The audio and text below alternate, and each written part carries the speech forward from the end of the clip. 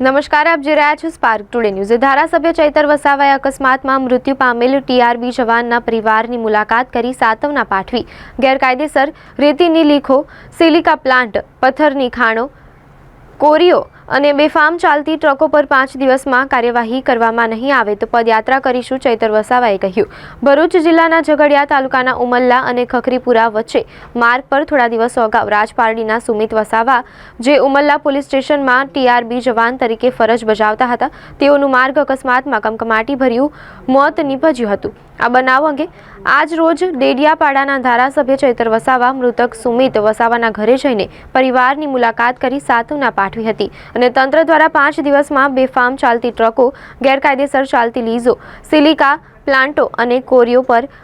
કાર્યવાહી કરવામાં નહીં આવે તો રાજપારડી બિરસા મુંડા ચોકથી ઝઘડિયા સુધી તારીખ 3 ડિસેમ્બરના રોજ પદયાત્રા કરવામાં આવશે તેમ જણાવ્યું હતું ને ત્યારબાદ પણ જો તંત્ર જાગે નહીં તો ઝઘડિયાથી ભરૂચ કલેક્ટર કચેરી સુધી મોટી સંખ્યામાં લોકોને લઈ પદયાત્રા કરીશું તેમ ધારાસભ્ય ચૈતર વસાવાએ મીડિયા સમક્ષ જણાવ્યું હતું। આ વિસ્તારમાં બેફામ ચાલતી રેતીની લીજો, સિલિકાના પ્લાન્ટ અને કોરી કરસરમાં બેફામ ઇનલીગલી રીતે ગેરકાયદેસર રીતે બેફામ આ વિસ્તારોમાંથી ટ્રકો ઓવરલોડેડ અહીંયા પ્રસાર થાય છે, જેના કારણે દર અઠવાડિયામાં 1 થી 2 યુવાનોને અડફેટે લેવામાં આવે છે અને યુવાનોનું મૃત્યુ થાય છે। આજે અમે સુમિત વસાવા, જે દિન 5 પહેલાં એમને એક ટ્રકે અડફેટે લીધા, પોતે ટીઆરબીના જવાન હતા, ડ્યુટી પર હતા, છતાંય એ ટ્રક ચાલકે બેફામ હંકારીને અમારા સુમિત વસાવાનો જીવ લીધો છે, ત્યારે આજે એમનો પરિવાર નિરાધાર બની ગયો છે। 3 નાના નાના બાળકો છે, આખું કુટુંબ એમના પર નિર્ભર હતું, ત્યારે એક યુવાન દીકરાને ગુમાવવાનું વસવસો અને દુઃખ એમના પરિવાર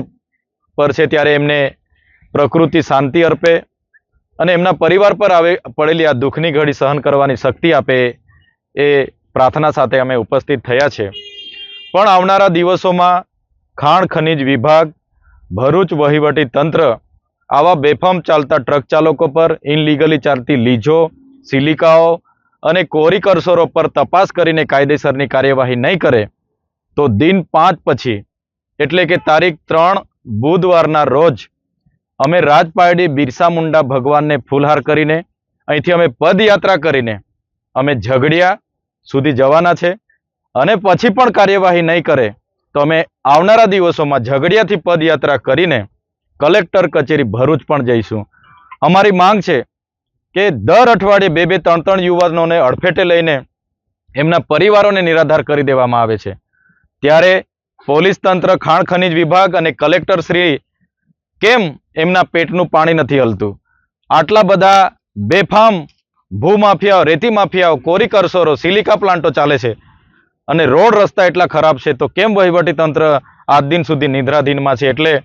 અમે દિન 5 પછી બુધવારે 3 તારીખના રોજ